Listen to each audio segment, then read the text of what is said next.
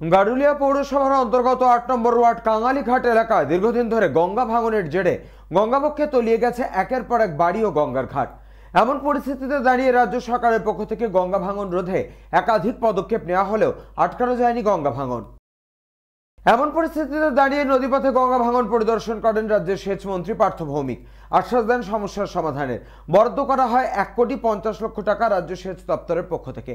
অবশেষে গঙ্গা ভাঙন রোধ করতে সেই কাজ শুরু করা হলো বুধবার থেকে।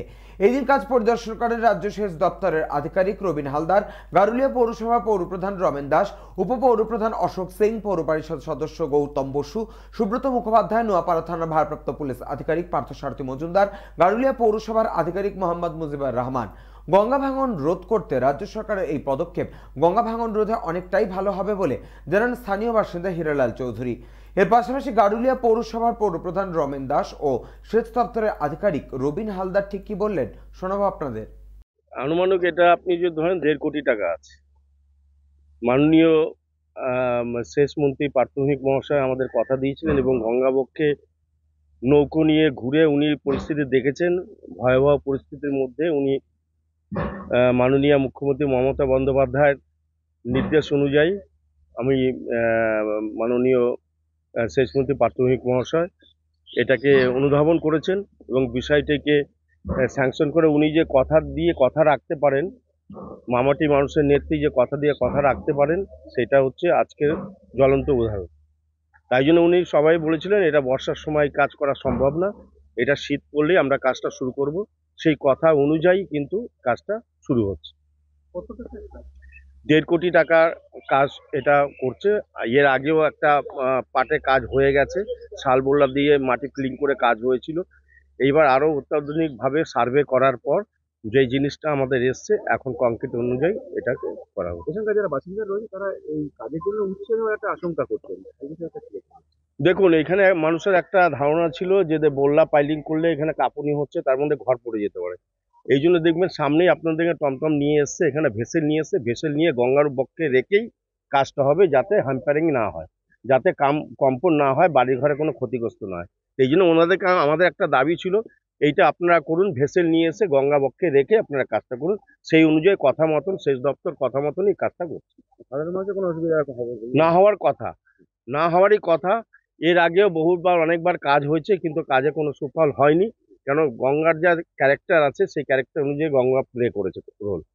সেই অনুযায়ী অনেক রকম সার্ভে করার পর যেই জিনিসটা আমাদের ইঞ্জিনিয়াররা, সেচ দপ্তরের ইঞ্জিনিয়াররা ঠিক করেছে যে এইভাবে করতে পারলে আমরা কাজটা হয়তো সাকসেস হব, তাই জন্য সেই অনুযায়ী কাজটা হচ্ছে।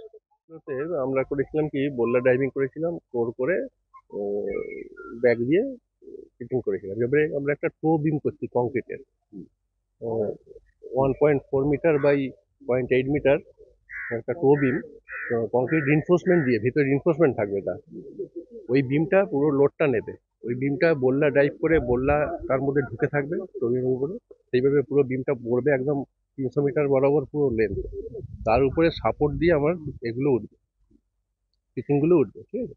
কিছুটা জায়গায় কংক্রিট পিচিং ধরা আছে, কিছুটা জায়গায় নন স্কিড ব্যাগ দিয়ে, মানে উন্নত ধরনের এইচডিবি ব্যাগ, এই ব্যাগ দিয়ে আমরা পিচিংটা করবো।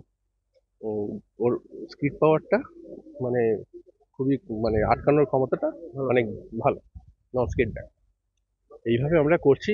তারপরেও তো আমাদের আরো মানে ভিজিলেন্স থাকবে যে আরো কিভাবে উন্নতভাবে একটা আরো পরবর্তীকালে করা যাবে। এতে ভালো মনে হচ্ছে, আশা করছি রুকে যাবে।